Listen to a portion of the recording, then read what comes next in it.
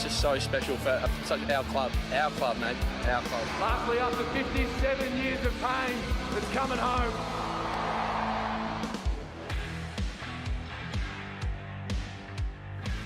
Hey there, TJ here, and welcome to Yeah The Dees, where I'm going over our round 6 win on ANZAC Day Eve against Richmond at the MCG. A nice 18-point win in a very, very frustrating game. It was excruciating, especially the first half, made harder by the men in green or yellow or whatever bloody colour they happen to be freaking wearing. Just a struggle of a game, this one, but we'll get into that shortly. Not too much news throughout the week. Just the rumours that it looks like Cozzy Pickett is about to sign a 4-year deal with us. So it's very nice to ease the worry on that one. Let's get into the team selection. This team selection looks a little bit broken because for some reason they've registered Ben Miller as the sub and he's not in the followers for the Richmond team. But yeah, we sort of remain, I guess, a little bit in exploratory mode here. Ben Brown and Tom McDonald both spent the weekend with Casey, as did James Harms, while Goodwin has preferred the returning Michael Hibberd as the third tall down back, with Harrison Petty going forward again, alongside Jacob Van Rooyen in the forward line for us. Max Gawn returns, which was absolutely huge. Jake Lever coming in for us and Jaden Short coming in for them are huge ins as well. That really helped straighten up the back line. I'm a big fan of Petty being down back. I much prefer him down back. But yeah, at this stage, we're still experimenting at the moment, and this is the way that the team came in. Bailey Laurie was the sub for the game and got a few minutes towards the end of it. Anyway, let's get stuck into the game.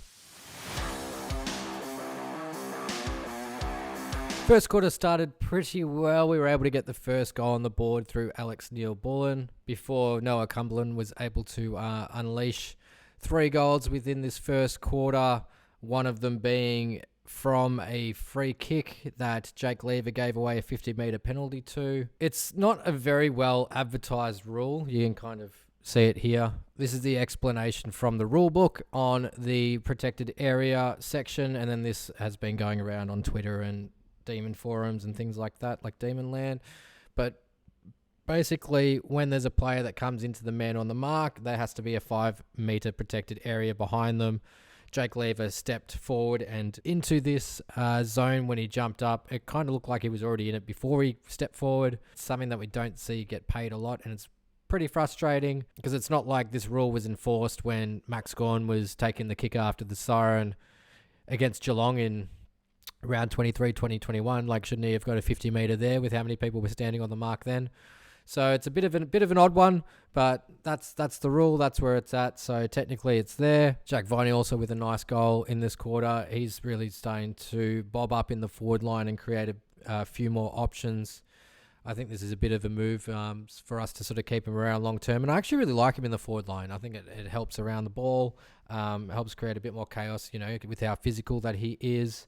And then sort of rotating through with Tom Sparrow. Jacob Hopper and Tim Taranto both had something really to prove in this first quarter. They have been bashed in the media all week, and it was definitely, like, Tim Taranto definitely had his best game for the year in this game, and Jacob Hopper was able to get on the board and score for them. So the first quarter didn't go our way sort of towards the end. Richmond were able to get a bit of a run on. They were very ferocious in their pressure and tackling. So in the end, we kicked 2-2-14 to Richmond's 5-2-32. We lost the quarter by 18 points. And then the second quarter was just absolutely riddled with horrific umpiring. Like, I used to be a junior umpire. I'm very conscious about bashing them. I know how hard the game is.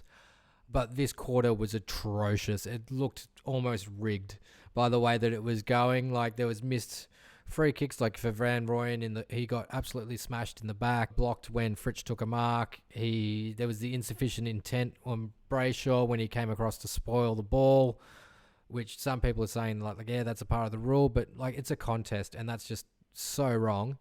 The non-50 metre in the middle of the ground, which then ended up on Alex Neal-Bullen, which ended up turning back around and them getting a goal ends up being pretty much a 12-point turnaround. There was a couple around the necks to Tom Sparrow that didn't get paid, Hunter holding the ball, a Petty holding the man on Vlosten. Vlosten just dropped it and didn't get pinned for it.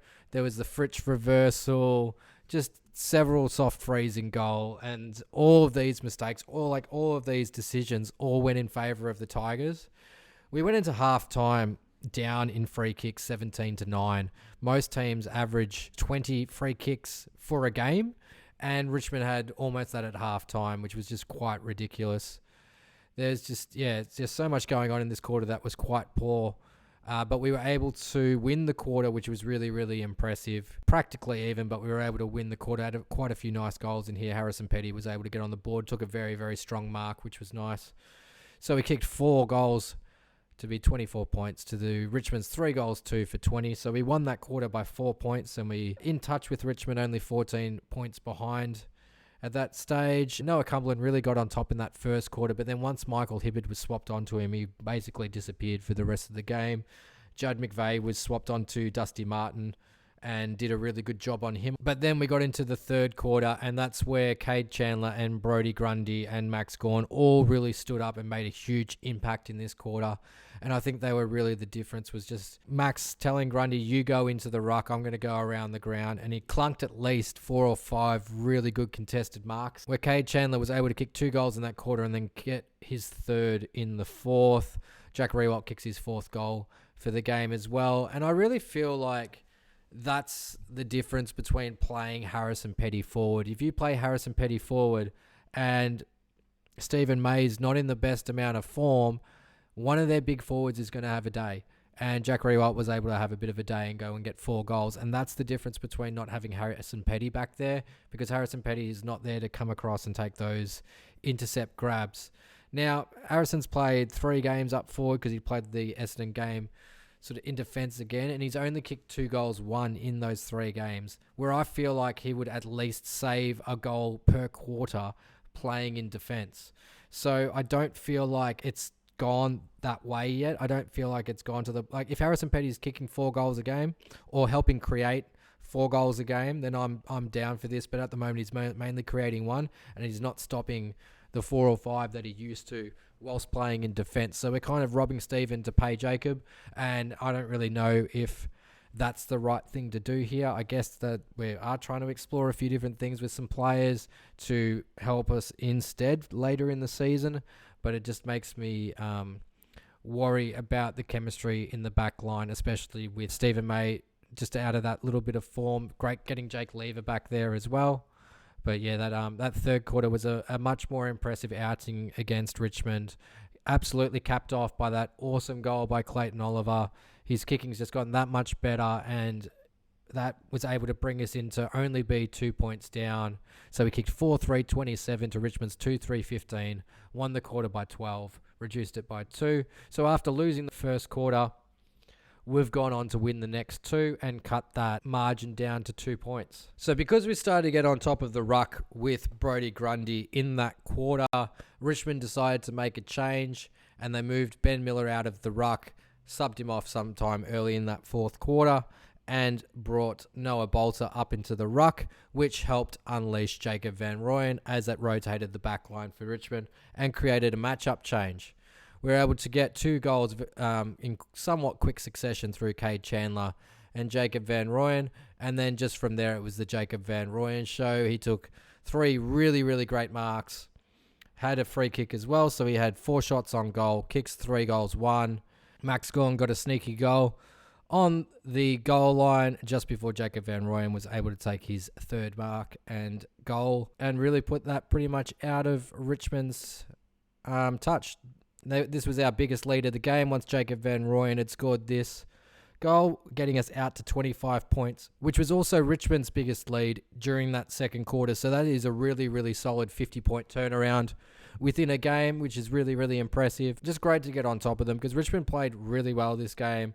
They had 5 points that they kicked in a row here throughout sort of this end of the third, start of the fourth, or maybe it's 7, it's a bit more. So they definitely had their chances to be a bit closer than the 18 points, But if you don't kick the goals, you don't make them. So that's just footy.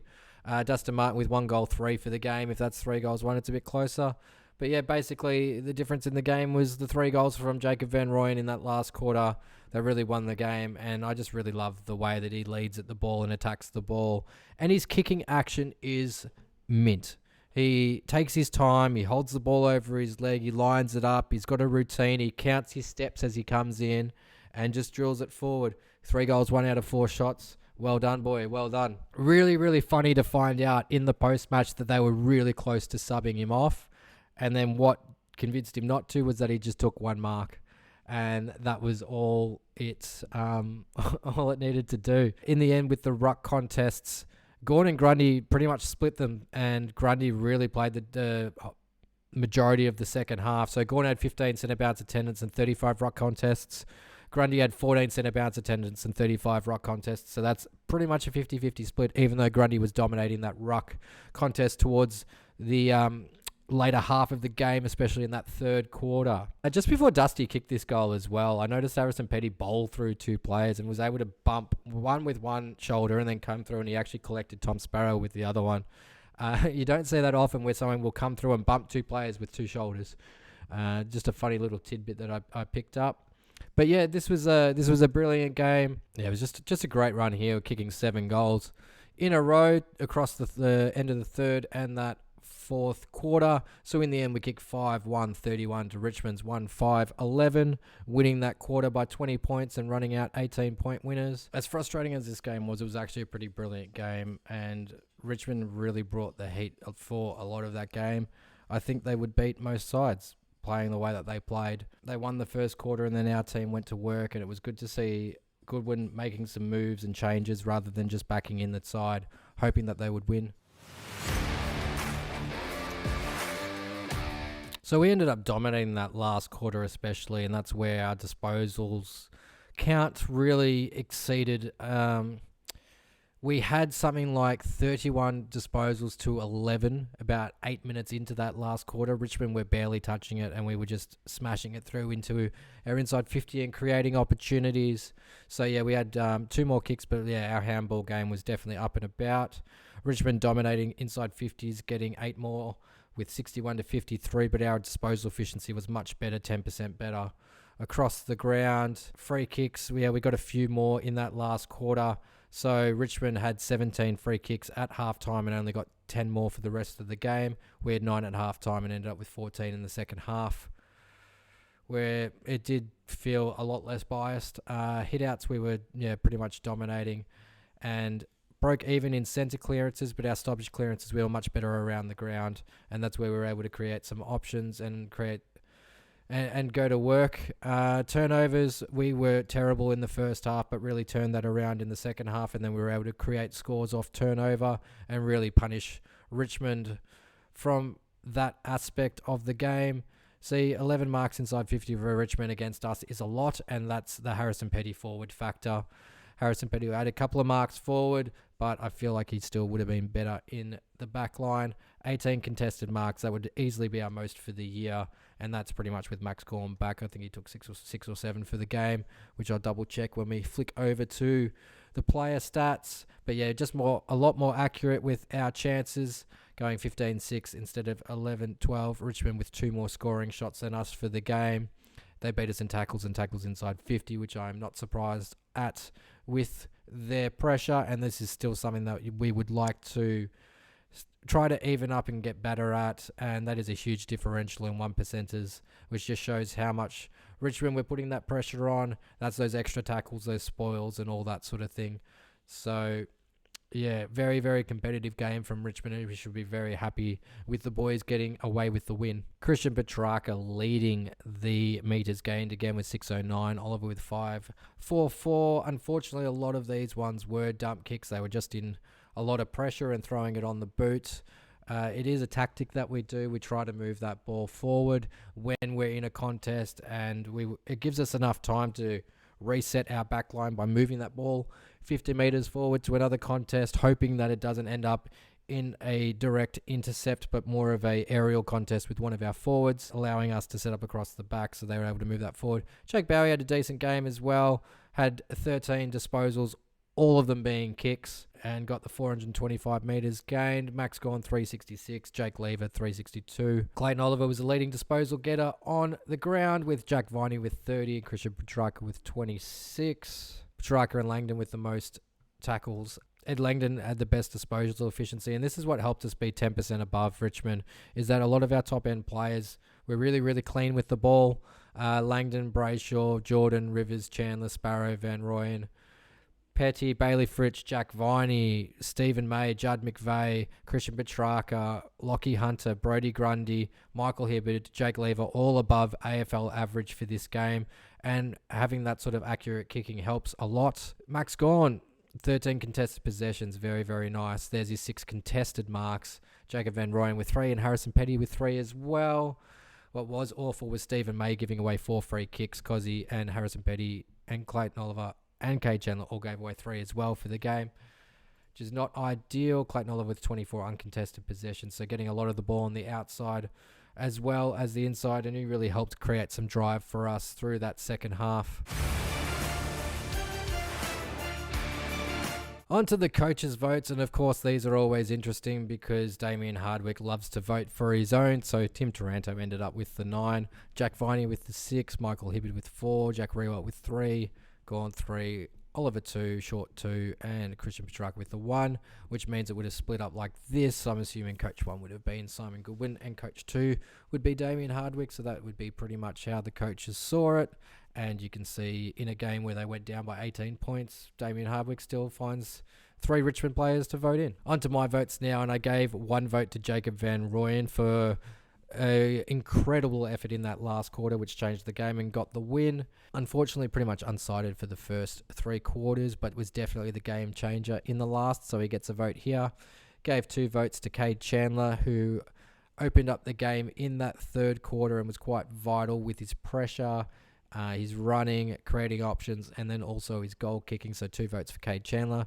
Gave 3 votes to Ed Langdon, who did some amazing stuff down the wing and really helped us with our run. He's having a great season, Ed Langdon. Gave 4 votes to Max Gawn, who I feel really helped steady us throughout that game. Strong marks were very, very important and was able to snag a goal. Gave 5 votes to Michael Hibbard, who I felt was our best defender. He got swapped onto Noah Cumberland and was able to keep him quiet for the rest of the game. He had 12 intercepts and really just helped create some drive. He had probably 2 goals kicked on him for the game, but I reckon he stopped about 8. Which means Jack Viney got the 6. He was definitely our best midfielder, crashing around through packs and really creating a lot of options. So I really loved what he did for us.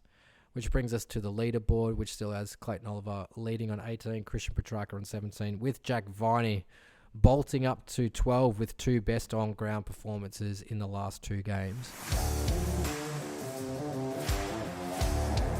Onto the VFL now, and unfortunately, Casey got beaten. It's a very, very rare thing. It is their first defeat at Casey Fields in over 3 years and went down to the Tigers by 12 points. They just really got on top of things in this quarter, really kicking it away, kicking 6 goals to none, and then we just weren't able to peg it back from there. We had a small little run here of 3 goals in that third quarter towards the end, but yeah, just couldn't get back on top.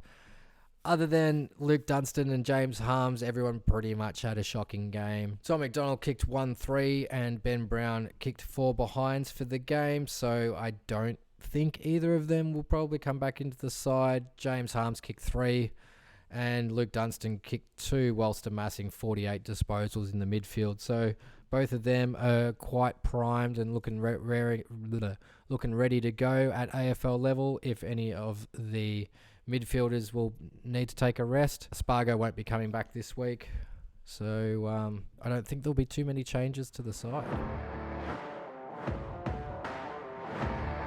So here we are after round 6. We're sitting third on the ladder with 4 wins and 2 losses, with North Melbourne, Gold Coast and Hawthorn coming up. So we should hopefully get to 7-2 pretty comfortably. Collingwood and St Kilda both having pretty good seasons. Playing a more run and gun style. St Kilda have definitely changed up with Ross being involved. But the best thing is that Fremantle's having a terrible year so far and we have their number 1 pick. So they're currently sitting in 13th, which gives us pick 6. They've got Brisbane this weekend, which is going to be pretty rough, I think. So, You'd think Richmond would possibly get the win over Gold Coast and drop them down a bundle. With the way Carlton's playing, West Coast might be able to snag one there. So let's hope that Fremantle drop down even further on this ladder, as it's just going to get us a better pick. We've got their round 1 and their round 2 draft picks from the Luke Jackson trade, which is quite nice.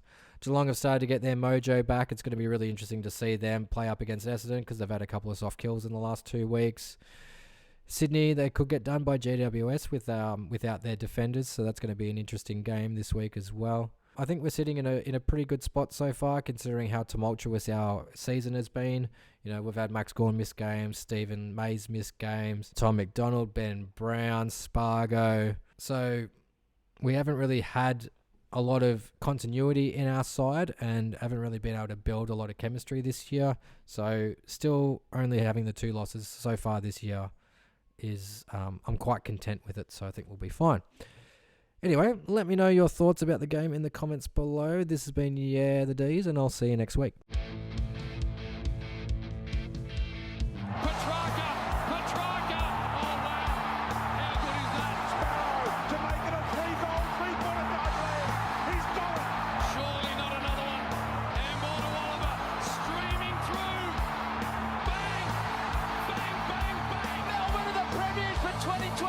And it's just so special for our club, mate, our club. Lastly, after 57 years of pain, it's coming home.